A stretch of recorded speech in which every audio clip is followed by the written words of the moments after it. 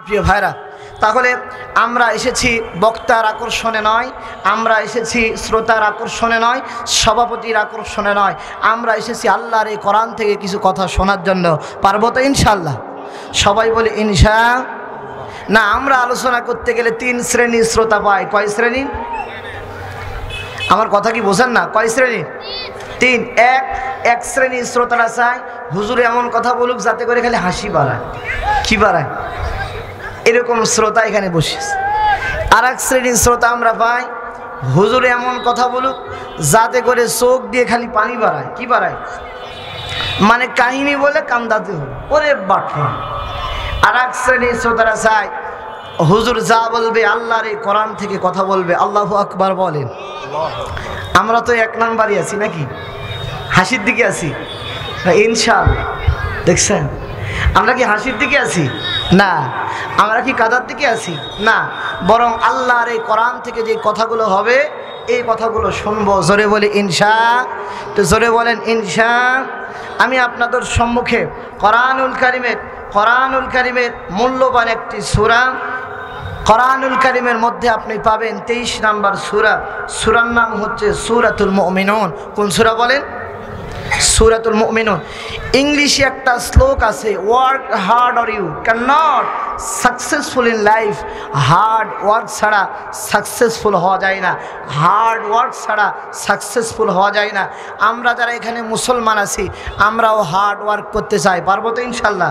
কোরআনুল কারীমের মধ্যে একটি আয়াত আছে, রব্বানা আতিনা ফিদ দুনিয়া হাসানাতাও ওয়া ফিল আখিরাতি হাসানাতাও ওয়া কিনা আযাবান্নার। আমরা আল্লাহর কাছে প্রত্যেক নামাজের পরে বলি, আল্লাহ দুনিয়ার কল্যাণগুলো তুমি দান করো। কি করো? দুনিয়ার কল্যাণগুলো তুমি দান করো। এরপরে বলি আল্লাহ আখিরাতের কল্যাণগুলো দান করো। এরপরে বলি আল্লাহ আযাব থেকে মুক্ত করো। কন্যা আল্লাহু আকবার। এই কথাগুলো বলি আমরা। আমার প্রিয় বন্ধুগণ, দুনিয়ার কল্যাণ, আখিরাতের কল্যাণ, আযাব থেকে মুক্ত হয়ে যাবেন যদি আজকের এই গুরুত্বপূর্ণ কথাগুলো আপনি শুনতে পারেন। পারবো তো ইনশাআল্লাহ? জোরে বলি ইনশা। আমার প্রিয় ভাইয়েরা,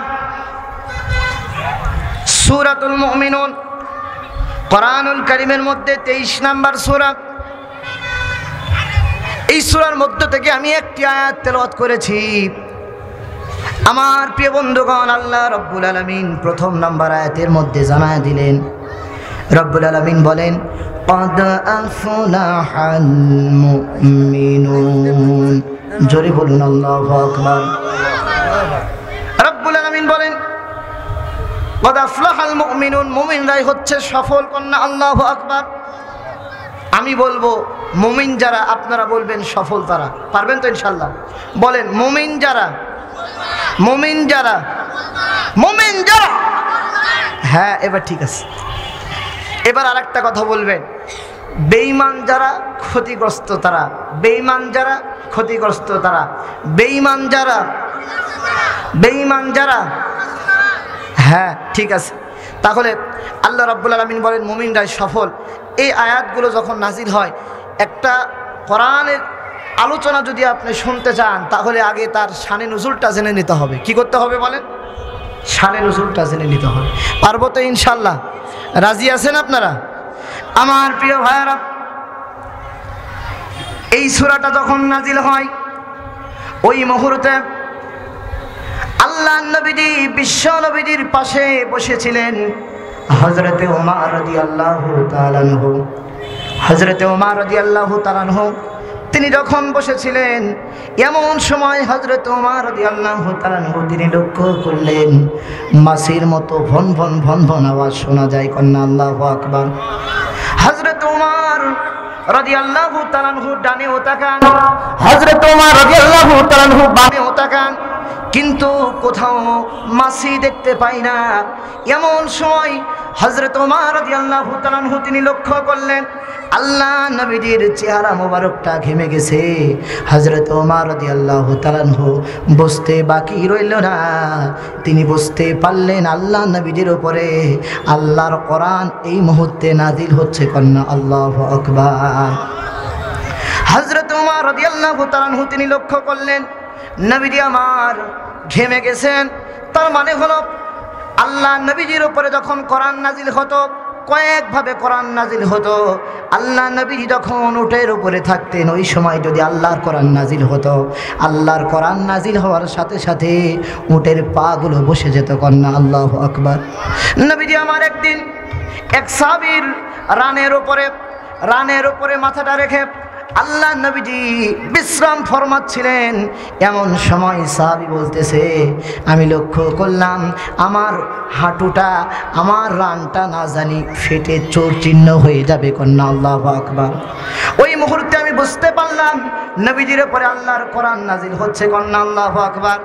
এ কোরআন আল্লাহ নবীজির উপরে কিন্তু একদিনে নাজিল হয় নাই। গরমের সময় গরমের আয়াত নাজিল হয়েছে, শীতের সময় শীতের আয়াত নাজিল হয়েছে। যেই মুহূর্তে যেইটা প্রয়োজন আমার আল্লাহ রব্বুল আলামিন ওইটা নাজিল করেছেন। কন্যা সুবহানাল্লাহ। আজকে আমি আপনাদের সম্মুখে কথা বলবো, আমি বুঝতে পেরেছি আজকে অন্য কোনো ওয়াজ দিলে হবে না, বরং এই মুহূর্তে আপনাদের সম্মুখে এমন একটি ওয়াজ দিতে হবে, এমন একটা ওয়াজ হতে হবে যে ওয়াজ দিয়ে বাকি জীবনটা চালানোর দরকার আছে না নাই? লিল্লাহে তাকবীর। তাহলে আমার নবীজির উপরে যখন কোরআন নাজিল হতো ওই সময় এতটাই কষ্ট বেদনায় হতো, নবীজির চেহারা মুবারকটা লাল হয়ে যেত, নবীজির চেহারা মুবারকটা ঘেমে চৌচিন্ন হয়ে যেত। কন্যা আল্লাহু আকবার। হযরত ওমর রাদিয়াল্লাহু তাআলা আনহু তিনি এইবার লক্ষ্য করলেন আমার নবীজির চেহারা মুবারকটা কেমন জানি ঘেমে চৌচিন্ন হয়ে গেছে, ঘেমে গেছে। এমন সময় হযরত ওমর রাদিয়াল্লাহু তাআলা আনহু বুঝতে বাকি রইল না, এই মুহূর্তে আমার নবীজি কোরআনুল কারীম রিসিভ করছেন। কন্যা আল্লাহু আকবার। নবীজি আমার সঙ্গে সঙ্গে বললেন, ওমর এই মুহূর্তে আমার উপরে আল্লাহর কোরআনের সূরাতুল মুমিনুনের 10টি আয়াত নাজিল হয়েছে। এই 10টি আয়াতের মধ্যে মুমিনদের গুণ 60টা। কত ধরে বলেন কয়টা? এই 60টা গুণ যার মধ্যে থাকবে, এই 60টা গুণ যার মধ্যে থাকবে আল্লাহ রব্বুল আলামিন বলেন তারা ওয়ারিস হয়ে গেছে জান্নাতের। কন্যা সুবহানাল্লাহ। রব্বুল আলামিন বলেন উলাইকা হুমুল ওয়ারিসুন আল্লাযীনা ইয়ারিসুনাল ফিরদাউসা হুম ফিহা খালিদুন। রব্বুল আলামিন বলেন ওয়ারিস হয়ে গেছে তারা। কিসের ওয়ারিস হয়েছে? আল্লাহ রাব্বুল আলামিন বলেন দুনিয়ার কোনো জিনিস নয়, দুনিয়ার কোনো ছোটখাটো জিনিস নয়, বরং তারা ওয়ারিস হয়েছে এমন কিছুর ওয়ারিস হয়েছে। আল্লাহ রাব্বুল আলামিন বলেন সেটি হলো জান্নাতুল ফিরদাউস। কন্যা সুবহানাল্লাহ। আমি আপনাদের মাঝে একটি কথা বলতে চাই, আমরা নামাজ পড়ি জান্নাত পাওয়ার আশায়, আমরা রোজা করি জান্নাত পাওয়ার আশায়, আমরা হজ করি জান্নাত পাওয়ার আশায়, আমরা দুনিয়াতে যা কিছু করি সব কিছু কিসের আশায়? তো জান্নাত পাওয়ার যদি আপনার আমার মনের মধ্যে আশা থাকে একটু আওয়াজ দিয়ে বলেন না মুমিন বান্দাদের এই 60টা গুণ আমাদেরকে শোনার দরকার আছে না নাই? মানার দরকার আছে না নাই? শুনবেন না? ওই রকম শুনলে হবে না, যাতে মাতাল তালে ঠিক নাকি?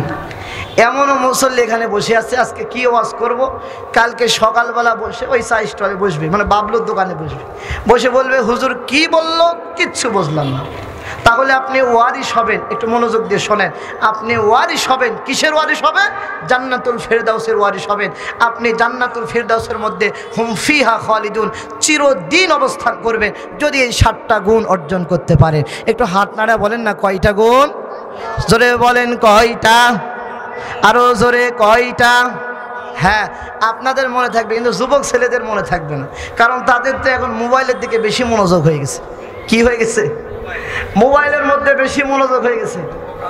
আচ্ছা, যুবক নাই, সব বুড়া নাকি? হ্যাঁ আছে, এর মধ্যে আছে যুবকেরাও আছে, মুরব্বীরাও আছে। এরপরে আমার প্রিয় বন্ধুগণ ইয়াং জেনারেশন আছেন, ছোটো ছোটো বাচ্চা কচি কাচ্চারা আছে। আমার প্রিয় ভাইরা, তাহলে যুবকদের মনোযোগ এখন কিসের প্রতি হয়েছে? 2টা জিনিসের প্রতি হয়েছে। একটা, যেগুলো মোটর সাইকেলের পিছনটা উঁচা, কি বলেন, এটার প্রতি আকৃষ্ট হয়েছে। আর একটা হচ্ছে মোবাইল। জোরে বলেন কি? সেই দিন একটা হিসাব শুনলাম, গত ঈদের পর থেকে প্রায় 265 জন গোটা দেশে বাইক অ্যাক্সিডেন্টে মারা গেছে। চিন্তা করছেন? আপনার সন্তান আপনার কাছে যে বলে যে আমাকে বাইক কিনে দিতে হবে, মোটর সাইকেল কিনে দিতে হবে, আপনি বাবা, সচেতন বাবা, কিন্তু আপনি এক মুহূর্তের জন্য চিন্তা করলেন না যে আমার ছেলেকে আমি বাইক কিনে দিব, মোটর সাইকেল কিনে দিব, সে যদি তাকে বলে সাইড দেন, তাহলে তো বিপদ আছে না নাই? জোরে বলেন, বিপদ আছে না নাই?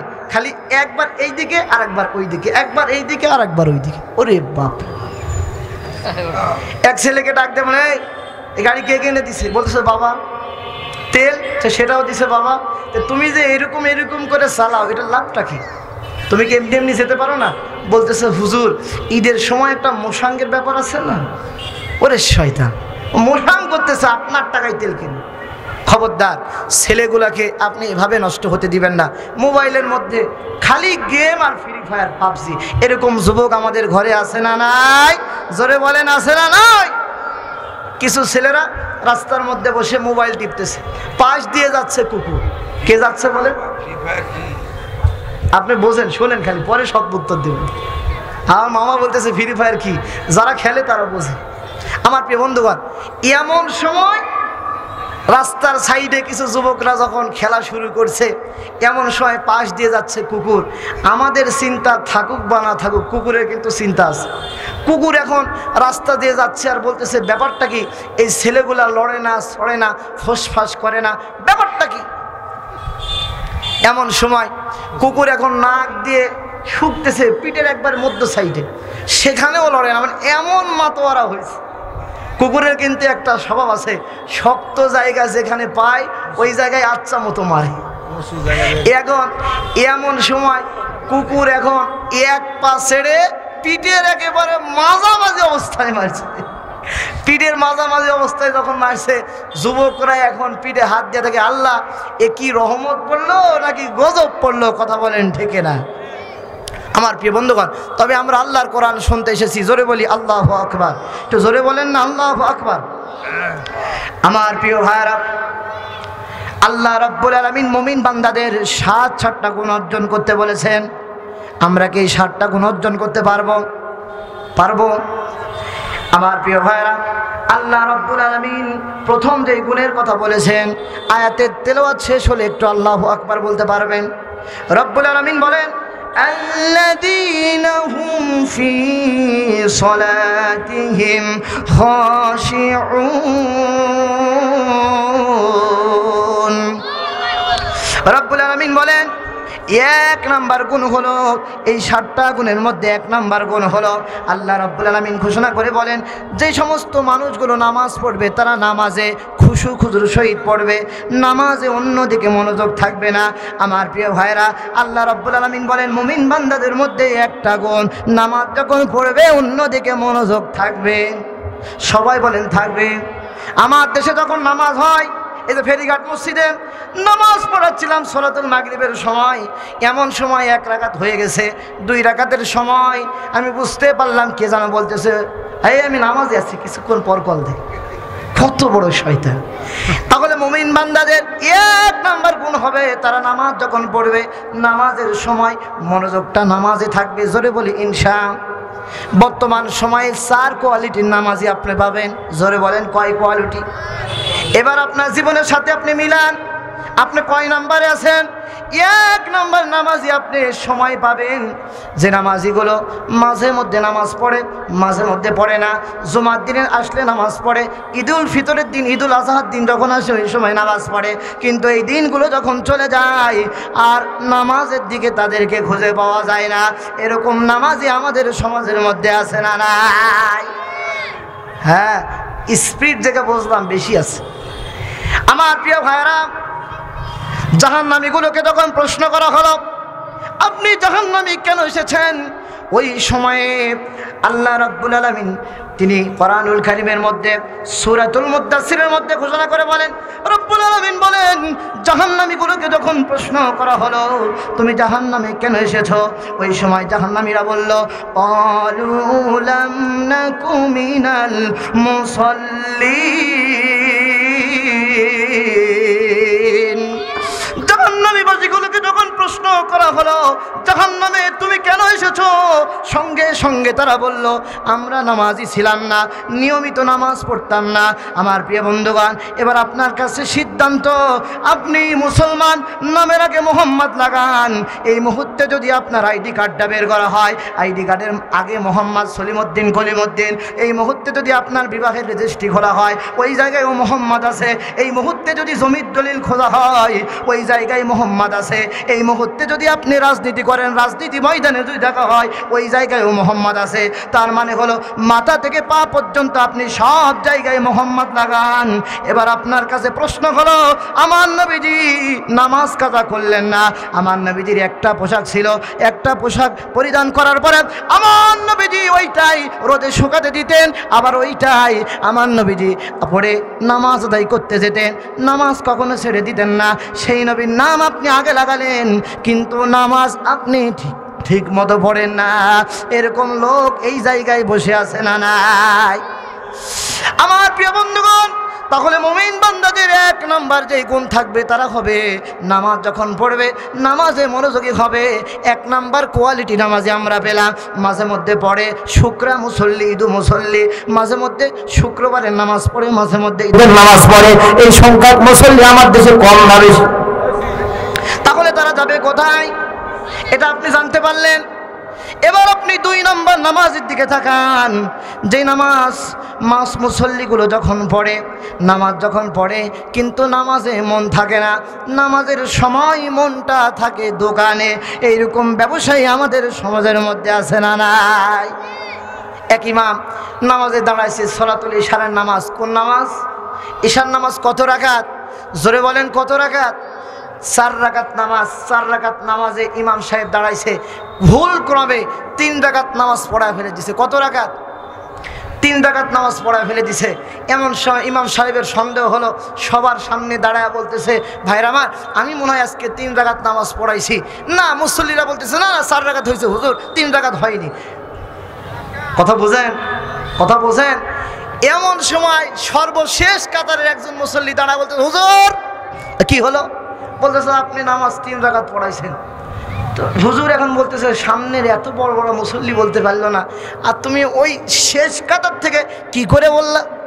বলতেছে, হুজুর আমার একটা নিয়ম আছে, আমি যখন 1 রাকাতে দাঁড়াই, আমার দোকান হলো 4টা। কয়টা? জোরে বলেন, কয়টা? দোকান হলো 4টা। একটা দোকান, 1 রাকাত নামাজে একটা দোকানের হিসাব করি, 2 রাকাত নামাজে 2 দোকানের হিসাব করলাম, 3 রাকাত নামাজে 3 দোকানের হিসাব করলাম, 4র্থ রাকাতে আমার দাঁড়ানো হলো না, নামাজও হলো না। এরকম মুসল্লি আছে না নাই? জোরে বলেন, আছে না নাই? হ্যাঁ আমার প্রিয় ভাইরা, এটা হচ্ছে 2 নাম্বার নামাজি। তারা নামাজ পড়ে কিন্তু নামাজে মন থেকে না। এদের জন্য আল্লাহ রাব্বুল আলামিন সূরাতুল মাউনের মধ্যে আপনি ঘোষণা দেখে দিবেন, আমার আল্লাহ ঘোষণা দিয়ে দিয়েছেন। আল্লাহ রাব্বুল আলামিন বলেন, ফাওয়াইলুল লিল মুসাল্লিন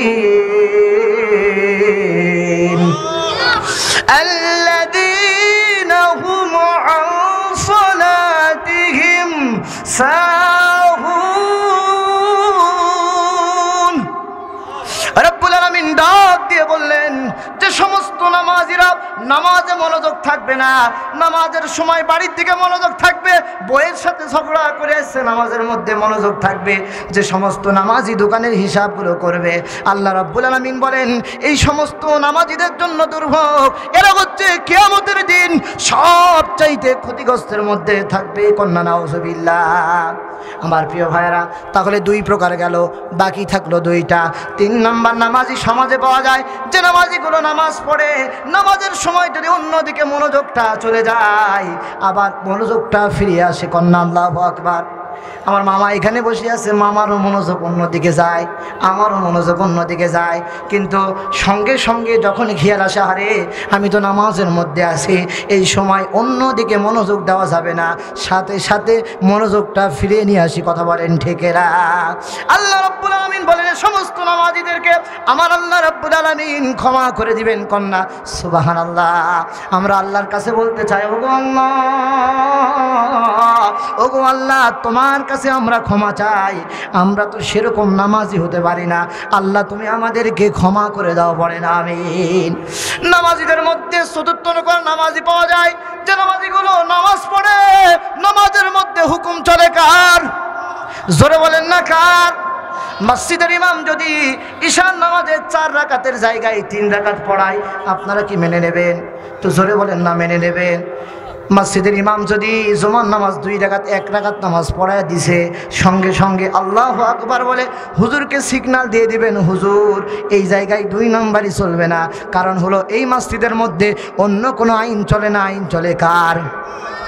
আমার প্রিয় ভাইরা, মসজিদ থেকে শিক্ষা নিয়ে আপনি যদি সমাজের বাহিরেও শিক্ষা নিতে পারেন, ইউনিয়ন পরিষদে যদি নামাজের মতো আল্লাহর হুকুম প্রতিষ্ঠিত করতে পারেন, উপজেলা পর্যায়ে যদি আল্লাহর হুকুম প্রতিষ্ঠিত করতে পারেন, রাষ্ট্রে যদি আল্লাহর হুকুম প্রতিষ্ঠিত করতে পারেন, রাষ্ট্রে যেই 2 নম্বরই হয়, রাষ্ট্রে যেই চাঁদাবাজি হয়, রাষ্ট্রে যেই লুটপাট হয়, পৃথিবীতে যত কিছু হোক না কেন, আল্লাহর কোরআন যদি আপনি প্রতিষ্ঠিত করতে পারেন, খোদার কসম করে বলি, মদিনাটা যেমন সোনার মদিনা হয়ে গিয়েছিল, এই বাংলাদেশেও যদি আপনি ওই রকম করতে পারেন, বাংলাদেশটাও সোনার বাংলাদেশ গড়ে দেবেন কে? লিল্লাহে তাকবীর। এই 4 কোয়ালিটির নামাজি পাওয়া যায়। তাহলে আমার প্রিয় ভাইরা, মুমিনদের মধ্যে 1 নম্বর গুণ হবে, এই মুমিন বান্দারা নামাজ যখন আদায় করবে, নামাজের সময় খুশু খুশু করবে, কন্যা সুবহানাল্লাহ। আমার প্রিয় ভাইরা, মুমিন বান্দাদের মধ্যে 2 নম্বর যে গুণ থাকবে, রব্বুল আলামিন বলেন, ওয়াল্লাযীনা হুম আনিল লাগওয়ি মুরিদুন। রব্বুল আলামিন বলেন, মুমিন বান্দাদের মধ্যে 2 নম্বর যে গুণ থাকবে, সেটি হলো এই মুমিন বান্দারা বাজে কথা বলবে না, কন্যা আল্লাহু আকবার। সাইস্টলে বসলে ওই অমুক দল কি করলো, সাইস্টলে বসলে অমুক নেতা কি করলো, এরকম গীবত আছে না নাই? কথায় কথায় কোনো কাজ ছাড়াই মুখ দিয়ে অশ্লীলতা ব্যবহার করেন, এইরকম লোক এখানে আছে না নাই? তাহলে আপনি মুমিন বান্দার গুণ অর্জন করতে পারলেন না। কারণ হলো মুমিন বান্দা যারা, ওই মুমিন বান্দাগুলো যখন কথা বলবে, ওই সময় তারা বাজে কোনো কথা বলবে না। কারণ হলো নবীজির একটা হাদিস আপনাদেরকে শোনায়া যায়, মনোযোগ আছে সবার? রাগ করেছেন আপনারা, মন খারাপ করেছেন? নবীজির একটা হাদিস আপনাদেরকে শোনা যায়, সেটি হলো নবীজি বলেছেন, মানুষ মুখ দিয়ে এমন কথা বলে যে কথা বলার কারণে আমার আল্লাহ রব্বুল আলামিন জান্নাতটা নিকটবর্তী করে দেন, কন্যা সুবহানাল্লাহ। আপনি এমন কথা বলেন, এমন কথা বলার কারণে আমার আল্লাহ রব্বুল আলামিন আপনার জন্য জান্নাতটা নিকটবর্তী করে দেন, কন্যা সুবহানাল্লাহ। এবার আরেকটি কথা আপনাদেরকে শোনাই, মানুষ এমন কথা মুখ দিয়ে বলে যে কথা বলার কারণে জাহান্নামটা নিকটবর্তী চলে আসে, কন্যা নাউজুবিল্লাহ। এবার আপনি চিন্তা করেন, সাইস্টলে বসে, কারখানায় বসে, মাঠে বসে চাষ করার সময় কত মিথ্যা কথা বলেছেন, কত অন্যায় কথা বলেছেন, কত অশ্লীল কথা বলেছেন। এবার আওয়াজ দিয়ে বলেন তো, জান্নাতটা আপনার নিকটবর্তী এসেছে নাকি জাহান্নামটা? বলেন বলেন, কি এসেছে? আমার মায়েরা এখানে বসে আছে, এমনও মা বসে আছে, 4 জন মা যদি এক জায়গায় বসে, ওই যে অমুকের মেয়েই করলো, এরকম মা আছে না নাই? আপনি যখন ঘর থেকে বাহিরে চলে আসেন মাকে রেখে, মা যদি একবার সুযোগ পায়, পাশের বাড়ির ভাবিকে কাছে ডেকে নাই, ভাবি শুনছেন তো কি হলো, ওই যে দেখেন অমুকের মেয়েটা করছে, এরকম মা আছে না নাই? এখন আওয়াজ করে বলেন তো, মায়েরা যদি গীবত করে, জান্নাতটা কাছে আসবে নাকি জাহান্নামটা? এজন্য আমার মায়েরা, মুমিন বান্দাদের মধ্যে 2 নম্বর গুণ হলো, মুমিন বান্দারা যখন কথা বলবে, মুমিন বান্দারা যখন কথা বলবে, ওই সময় বাজে কোনো কথা বলবে না, মুখ দিয়ে সব সময় ভালো কথা বলবে, কন্যা সুবহানাল্লাহ। সময় যখন পাবেন জিকির করবেন, সুবহানাল্লাহ, আলহামদুলিল্লাহ, লা ইলাহা ইল্লাল্লাহ, আল্লাহু আকবার। সময় যখন পাবেন কোরআন তেলাওয়াত করবেন। এখনও এমনও লোক এখানে বসে আছে, কোরআনুল কারীমের মাহফিলে এসেছেন, আপনি বুকে হাত দিয়ে বলেন তো, বছরে কয়বার কোরআন খুলে দেখেন? আমার প্রিয় বন্ধুগণ, আপনাদের পায়ে হাত দিয়ে বলি, প্রত্যেক নামাজের পর একবার করে কোরআন তেলাওয়াত করবেন। এই কোরআন আপনার কবরের মধ্যে বন্ধ হয়ে যাবে, কন্যা আল্লাহু আকবার। কোরআন জান্নাত পর্যন্ত না পৌঁছানো পর্যন্ত আপনাকে ছেড়ে যাবে না। কারণ হলো এই কোরআন তো আল্লাহ রাব্বুল আলামিনের সাথে তর্ক বিতর্ক করবে। কন্যা আল্লাহু আকবার। আমার প্রিয় ভাইয়েরা, সময় যখনই আসবে ওই সময় কোরআনটা পড়ার দরকার আছে না নাই? সময় যখন আসবে ওই সময়টা বেশি বেশি জিকির করার দরকার আছে না নাই? সময় যখন পাবেন, আমার মায়েরা আগের যুগে সময় পেলে কাঁথা সেলাই করত। কি করতো বলেন? কাঁথা সেলাই করত, পাকার মধ্যে সেলাই করত, সুন্দর সুন্দর ডিজাইনের কাঁথা সেলাই করত। কিন্তু এখনকার মায়েরা তা করে না। যখনই সময় পায় ওই সময় টেলিভিশনটা জোড়ায় দেয়। আর হিন্দুদের যে ইন্ডিয়া মুসলমানদের উপরে এত নির্যাতন করে, জুলুম করে, অত্যাচার করে, ওই ইন্ডিয়ার জি বাংলা স্টার জলসা দেখে। এরকম মা আমাদের সমাজের মধ্যে আছে না নাই? স্টার জলসা আর জি বাংলা নষ্ট করলো সোনারি বাংলা। ঠিক কিনা? ও কলিজার টুকরা মায়েরা, খবরদার খবরদার, মুমিন বান্দাদের 2 নাম্বার কোয়ালিটি হবে, 2 নাম্বার গুণ হবে। যখনই সময় পাবে ওই সময় ভালো ভালো কথাগুলো বলবে। যখনই সময় পাবে ওই সময় কোরআন তেলাওয়াত করবে। আমি আমার মায়েদের পায়ে হাত দিয়ে বলবো, আপনার সন্তান হিসাবে বলবো, মা খবরদার খবরদার কারো গীবত করবেন না। খবরদার খবরদার নিজের স্বামীর কথা অন্য জায়গায় বলবেন না, নিজের পরিবারের কথা অন্য জায়গায় বলবেন না। কারণ হলো রাতের বেলা একান্ত মুহূর্ত যখন আপনার স্বামীর মধ্যে চলে আসে ওই সময়টা আল্লাহ রাব্বুল আলামিন সওয়াব দিতে থাকে। কন্যা সুবহানাল্লাহ। তাহলে মুমিন বান্দাদের 1 নাম্বার গুণ, নামাজ যখন পড়বে ওই সময় খুশু খুজুর সহিত নামাজ পড়বে। মুমিন বান্দাদের 2 নাম্বার গুণ হলো যখন কথা বলবে ওই সময় ভালো কথা বলবে। কন্যা আল্লাহু আকবার। আমার প্রিয় বন্ধুগণ, মুমিন বান্দাদের 3 নাম্বার গুণ হলো, কোরআনুল কারীম বলছে, ওয়াল্লাযীনা হুম লিয-যাকাতি ফাঈলুন। রব্বুল আলামিন ডাক দিয়ে বলছেন, মুমিন বান্দাদের 3 নাম্বার গুণ হলো মুমিনরা যাকাত প্রদান করবে, যাকাতের আইন প্রতিষ্ঠিত করবে। আমার প্রিয় ভাইরা, যাকাত দেওয়ার দরকার আছে না নাই? আরো আসতে বলেন। যাকাত দেওয়া তো মনে হয় নফল ইবাদত। আজকের এই মাদ্রাসায় হিসাব করে যাকাত দেওয়ার দরকার ছিল আপনার। কেন মাদ্রাসার হুজুর আপনার বাড়িতে যাবে? হুজুরে এখানে লিখে দিছে 10 মণ ধান, কত মণ দিয়ে হুজুরের কাছ থেকে মারহাবা নিছে। মারহাবা নেওয়ার পরে হুজুর দিনের পর দিন ছাত্র পাঠায়, ধানটা নেওয়ার জন্য কমিটির লোকেরা যায়। কিন্তু আপনি ধান দিলেন না, কিছু দিলেন না। আওয়াজ করে বলেন তো, অসুর আর যাকাত আপনার ঘরে রাখার কোনো অধিকার আছে? যারা বললেন না তাদেরটা বোধহয় আছে নাকি? বলেন, অসুর আর যাকাত আপনার ঘরে রাখার কোনো অধিকার আছে? আজকে থেকে হুজুর আপনার বাসায় যাবে না, ছাত্ররা আজকে আপনার বাসায় যাবে না। আপনি নিজে হিসাব করে মাদ্রাসা যেই জায়গায় দেওয়ার কথা সেই জায়গায় দিবেন। জোরে বলি ইনশাআল্লাহ। তো জোরে বলেন না ইনশাআল্লাহ। আমার প্রিয় বন্ধুগণ, তাহলে মুমিন বান্দাদের 3টা গুণের কথা আমরা শুনলাম।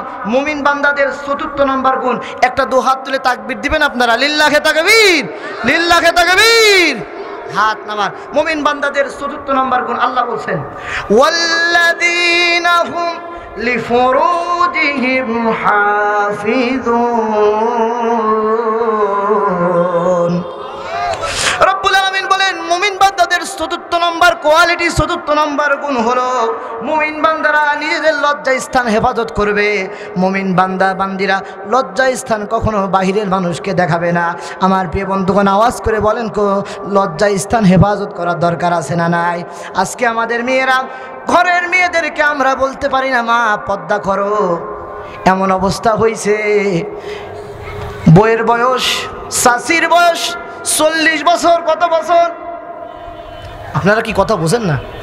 হ্যাঁ, আপনি আমার ওয়াজ ইউটিউবে দেখেন, শ্রোতারা ল্যাপা ল্যাপা উঠে রে বারে। বলেন, বইয়ের বয়স কত বছর? 40 বছরের শাশি রাস্তা দিয়ে যাচ্ছে, পাশে আছে যুবতী মেয়ে 16 বছরের। কত বছরের? 16 বছরের। কিন্তু শাশি হাতের মধ্যে মোজা লাগাইছে, এরপরে বোরখা পড়ছে, হিজাব পড়ছে। কিন্তু শাশি যেই 16 বছরের মেয়েকে নিয়ে যাচ্ছে, সে মেয়ের ঠিক মতো ওন্না দেয় না, বোরখা পরে না। এবার আওয়াজ করে বলেন তো, মানুষের চোখ 40 বছরের দিকে যাবে নাকি 16 বছরের দিকে? এমন সময় শাশিকে জিজ্ঞাসা করো, শাশি ব্যাপারটা কি?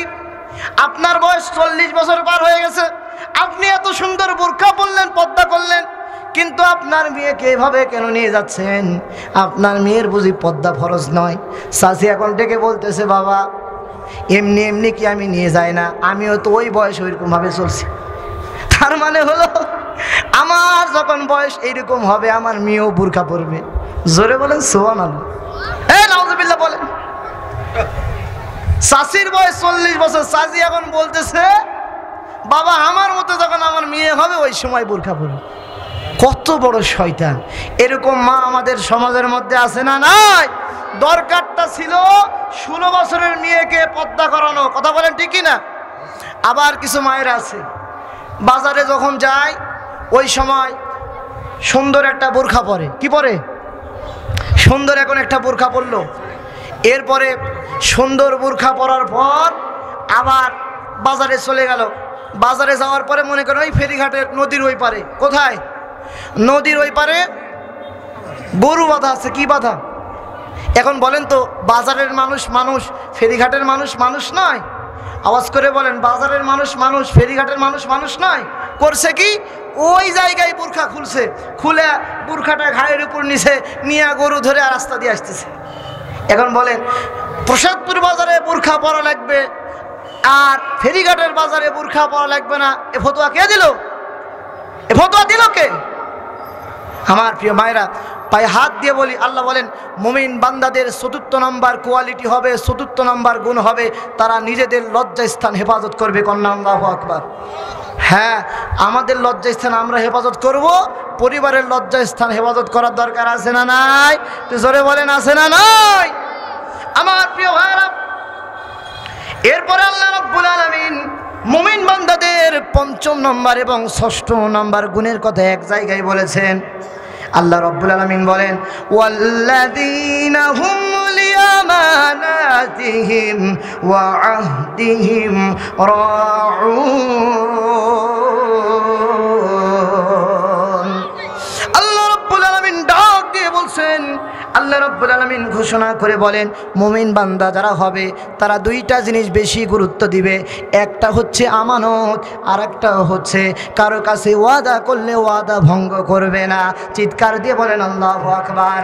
আমাদের সমাজে যারা নেতা আছে তারা যদি জনগণের লুটপাটকারী না হয় খাদেম হতো, জনগণের আমানত যদি রক্ষা করত, তাহলে এই দেশে ৩৬,০০০ কোটি টাকা এক দাড়িওয়ালা একাই পাচার করতে পারত।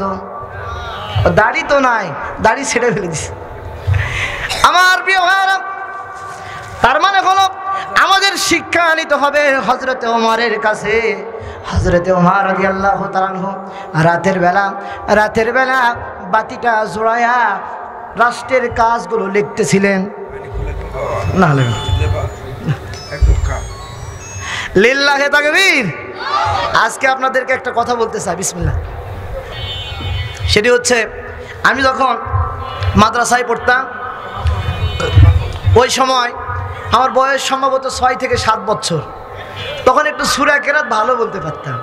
তা আমার মামা ওই সময় বিজয়পুর মোড়ে যেত, যাওয়ার পরে আমাকে দেখতে পেলে এদিকে এদিকে, মুখের সামনে আজকে বলতেছি, কাছে যেতাম এই জায়গায় নিত, এই জায়গায় নেওয়ার পরে বলতো একটা সূরা বল, অথবা একটা গজল বল, একটা সঙ্গীত বল। আল্লাহু আকবার বলেন। এজন্য আমি প্রত্যেক নামাজের পরে মামার জন্য দোয়া করি, আল্লাহ তাআলা নেক হায়াত দারাজ করুন। আল্লাহ তাআলা আমার মামাকে মখলিসুর মকেকে আল্লাহ তাআলা ইসলামের জন্য কবুল করুন। সবাই পড়েন আমিন, জোরে বলেন আমিন। ছোট বাচ্চাদের মহব্বত করবেন, ভালোবাসবেন, ছোট বাচ্চাদের মহব্বত করবেন, ভালোবাসবেন, তারা আপনাদের জন্য দোয়া করবে ইনশাআল্লাহ। জোরে বলে ইনশাআল্লাহ। আমার প্রিয় বন্ধুগণ, তাহলে মুমিন বান্দাদের ৫ম এবং ৬ষ্ঠ নম্বর গুণ হলো মুমিন বান্দারা আমানত রক্ষা করবে আর ওয়াদা করলে ভঙ্গ করবে। জোরে বলেন ওয়াদা করলে ভঙ্গ করবে। হযরত ওমর রাদিয়াল্লাহু তাআলা আনহু তিনি একদিন রাতের আধারে বাতিটা জ্বালায়া রাষ্ট্রের কাজগুলো লিখতেছিলেন, রাষ্ট্রের কার্যক্রমগুলো করতেছিলেন। এমন সময় হযরতে ওমরের স্ত্রী এসেছে। ওমরের স্ত্রী ঘরের দরজা খুলল, খোলার পরে বলতেছে, স্বামী গো, ও প্রাণের স্বামী, আপনাকে আমি কিছু কথা বলতে চাই, আপনার কাছে আমি কিছু কথা বলতে চাই, কিছু কথা শেয়ার করতে চাই। আল্লাহু আকবার বলেন। আমার প্রিয় বন্ধুগণ, সে যুগের মায়েরা এরকম ছিল, সে যুগের স্ত্রীরা এরকম ছিল। আর এখনকার স্ত্রীরা স্বামীকে যদি একবার ডাকে, স্বামী গো, বলে অমুকের বাপ, একবার যদি শুনতে না পান পরে খালি তুমি আমার কথাই শোনো না। এরকম ঘরে বউ আছে না নাই? জোরে বলেন, আছে না নাই?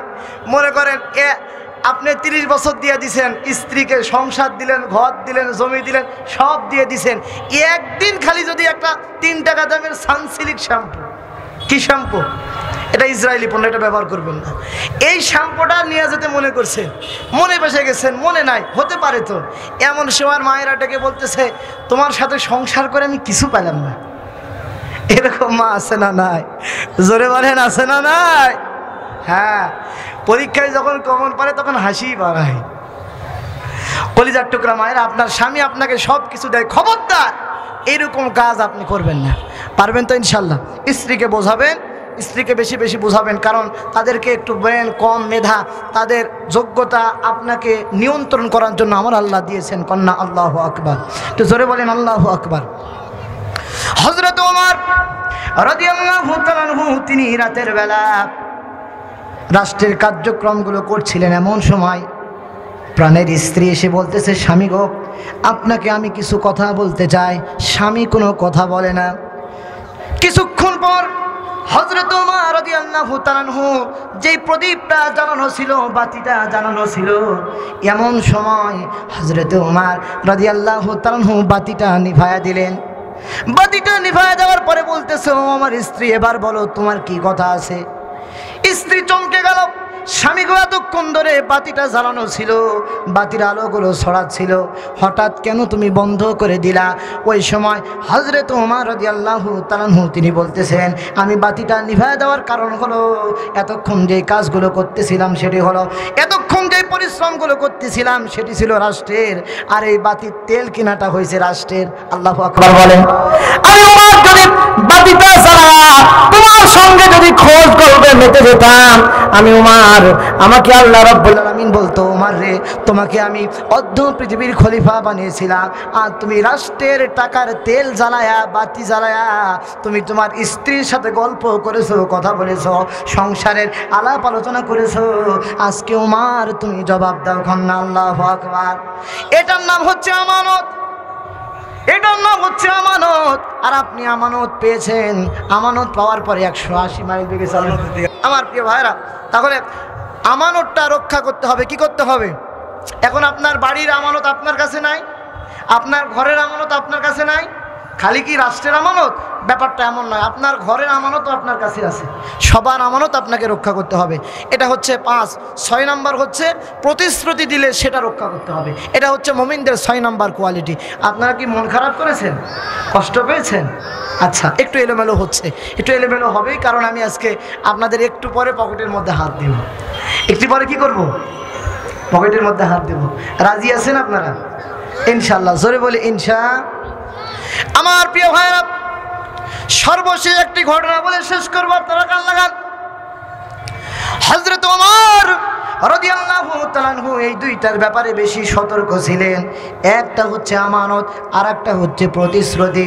হযরত ওমর রাদিয়াল্লাহু তাআলা আনহু তিনার যখন অনেক বয়স হয়ে গেল, যখন বয়স হয়ে গেল, আর ওই রকম শক্তি, ওই রকম সাহস হযরত ওমর রাদিয়াল্লাহু তাআলা আনহুর মধ্যে ছিল না। এমন সময় মদিনার মধ্যে বড় বড় সাহাবীরা বলা শুরু করে দিল, ওমরের তো অনেক বয়স হয়েছে, ওমরের তো অনেক বয়স হয়েছে, তার এখন ভালো খাবারের প্রয়োজন, তার এখন ভালো পোশাকের প্রয়োজন, তার এখন ভালো খাদেমের প্রয়োজন। কন্যা আল্লাহু আকবার। কিন্তু হযরত ওমর রাদিয়াল্লাহু তাআলা আনহুর কাছে কেউ বলতে পারার সাহস পালেন না, কেউ বলতে চাইলেন না, কারণ ওমরের রাগ কম না বেশি? একটু জোরে বলেন না, কম না বেশি?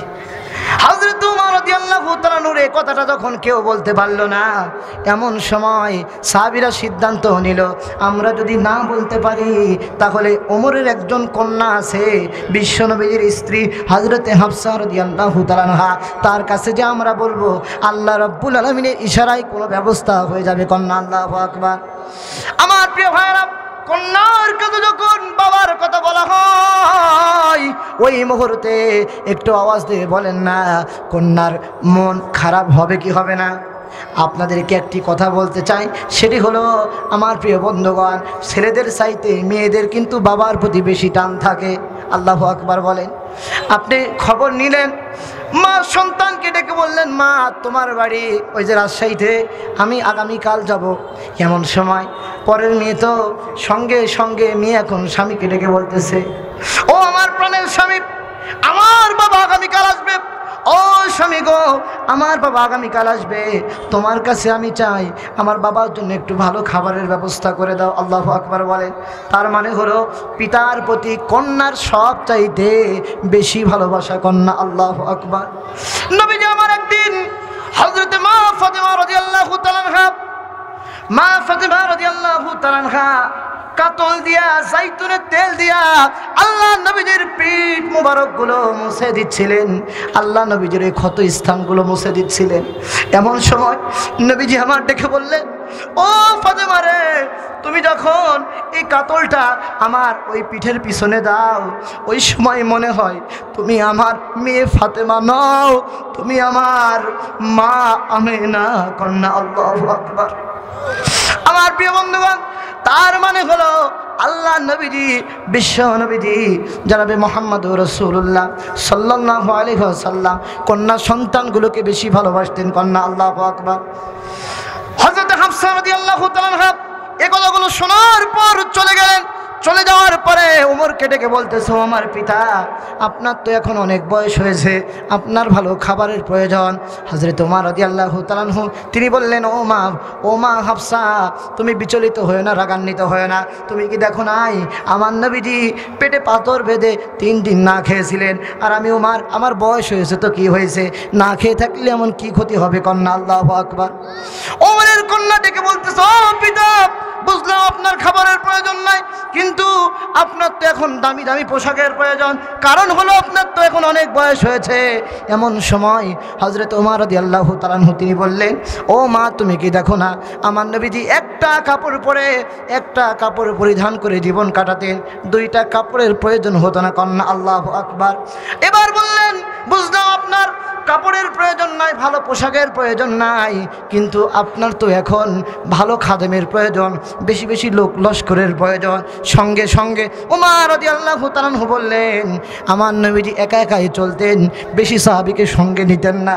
আমি ওমর যদি বেশি লোক লস্কর নিয়ে চলি, সঙ্গে সঙ্গে আল্লাহ রাব্বুল আলামিন বলবেন, ওমর রে, তোমাকে আমি এতগুলো রাষ্ট্রের মালিক বানিয়েছিলাম, এতগুলো রাষ্ট্র তুমি পরিচালনা করেছিল, তোমার এতগুলো কেন এত খাদেমের প্রয়োজন, কেন এত লোক লস্করের প্রয়োজন? সেই দিন আমি ওমর কি জবাব দেব? হযরত ওমর রাদিয়াল্লাহু তাআলা আনহু কোরআন থেকে একটি কথা বললেন। রব্বুল আলামিন বলেন, ওয়া আসারাল হায়াতাদ দুনিয়া ফাইন্নাল জাহিমা হিয়াল মাওয়া ওয়া আম্মা মান খাফা মাকামা রাব্বিহি ওয়া নাহান নাফসা আনিল হাওয়া ফাইন্নাল জান্নাতা হিয়াল মাওয়া। হযরত ওমর বলল, যারা দুনিয়ার জীবনকে ভালোবাসবে, দুনিয়ার জীবনের চাইতে পরকালের জীবনকে প্রাধান্য দেবে না, এই মানুষগুলোকে আল্লাহ রাব্বুল আলামিন জাহান্নামে নিক্ষিপ্ত করবে। কন্যা। নাউযুবিল্লাহ। আর যারা মাকাম রাব্বিহি, একদিন রবের সামনে দাঁড়ানোর ভয়ে, একদিন রবের সামনে দাঁড়ানোর ভয়ে পাপ কাজ ছেড়ে দেবে, মিথ্যা কথা বলা ছেড়ে দেবে, নামাজ নিয়মিত পড়বে, সমস্ত পাপাচার অন্যায় কাজকে দূরে রাখবে, সমস্ত পাপাচার অন্যায় কাজ থেকে দূরে রেখে মুমিনের এই গুণগুলো যদি আপনি অর্জন করতে পারেন, আল্লাহ রাব্বুল আলামিন বলেন, ফাইন্নাল জান্নাতা হিয়াল মাওয়া। লিল্লাহি তাকবীর। রাব্বুল আলামিন ডাক দিয়ে বলছেন, এই সমস্ত মানুষ নামাজগুলোকে আমি আল্লাহ রাব্বুল আলামিন জান্নাত দান করব। কন্যা সুবহানাল্লাহ। আওয়াজ করে বলেন তো, জান্নাতটা পাওয়ার জন্য এই 6টি গুণ অর্জন করার দরকার আছে না নাই? সর্বশেষ 7 নম্বর গুণ হলো রব্বুল আলামিন বলেন ওয়াল্লাযীনা হুম আলা সালাওয়াতিহিম ইউহাফিজুন, যারা নামাজগুলোকে সংরক্ষণ করে। সালাওয়াতিহিম এটা হচ্ছে বহু বচন। এটা কি? আগের আয়াতে আল্লাহ এক বচন ব্যবহার করেছেন, এখানে বহু বচন ব্যবহার করলেন কেন? কারণ হলো প্রত্যেকটা নামাজ আপনাকে সংরক্ষণ করতে হবে। খালি জুমার নামাজ পড়লে হবে না, খালি ঈদের নামাজ পড়লে হবে না। আপনি বিশাল বড় নেতা, হুজুরকে ফোন দিয়ে হুজুর আমার জন্য সামনে চেয়ার রাখবেন, সামনে বসার জায়গা রাখবেন। এখন হুজুর পড়ে গেছে বেকায়দায়। এত বড় নেতা যদি চেয়ার না দিয়ে আমার কি চাকরি থাকবে? এখন ওই বেটাও লোক দেওয়া দেওয়া দেওয়া সামনে চলে গেছে। এটা তো ইসলামের আদর্শ হতে পারে না। কথা বলেন ঠিক কিনা? একটু জোরে বলেন ঠিক কিনা? হ্যাঁ ঠিক। আমার প্রিয় বন্ধুগণ, তাহলে মুমিনের এই 7টা গুণ আমরা অর্জন করতে পারবো না? যদি অর্জন করতে পারি, উলাইকা হুমুল ওয়ারিসুন, আমরা হচ্ছে ওয়ারিস হয়ে গেছি কিসের? আল্লাযীনা ইয়ারিসুনাল ফিরদাউস, জান্নাতুল ফিরদাউসের কন্যা। সুবহানাল্লাহ। একটু জোরে বলেন না সুবহানাল্লাহ। কারা কারা জান্নাতে যেতে চান একটু দুই হাত তুলে আল্লাহকে দেখান। লিল্লাহি তাকবীর। একটু লিল্লাহি তাকবীর। হাত নামাবেন না। আমি বলবো আজকের মাহফিল হাতটা ঝাঁকুনি দিয়ে বলবেন সফল হোক, সফল হোক। আজকের মাহফিল, আজকের মাহফিল আল্লাহ কবুল করুন। হাতটা নামান। কষ্ট পাইলেন? মন খারাপ করেছেন? আজকের মাহফিল তখনই সফল হবে যখন আপনি আজকের এই মাহফিল কিসের উদ্দেশ্যে সাজানো হয়েছে? আল্লাহর এই কোরআনের উদ্দেশ্যে সাজানো হয়েছে। কন্যা আল্লাহু আকবার। তো জোরে বলেন না আল্লাহু আকবার। সফল তখনই হবে যখন আপনি নিয়ত করবেন যে এই মাদ্রাসায় বেশি বেশি দান করব। পারবো তো ইনশাআল্লাহ? আল্লাহ আমাদের কবুল করুন, আল্লাহ আমাদের বরকত দান করুন, পরিবারের মধ্যে বরকত দান করুন। সবাইকে কবুল করুন। আজকের মাহফিলের সভাপতি, সহসভাপতি সহ যাদেরই পোস্টারে নাম আছে সকলকে কবুল করুন। আমিন ওয়া আখিরু দাওয়ানা আলহামদুলিল্লাহি রাব্বিল আলামিন। আসসালামু আলাইকুম ওয়া রাহমাতুল্লাহি ওয়া বারাকাতুহু।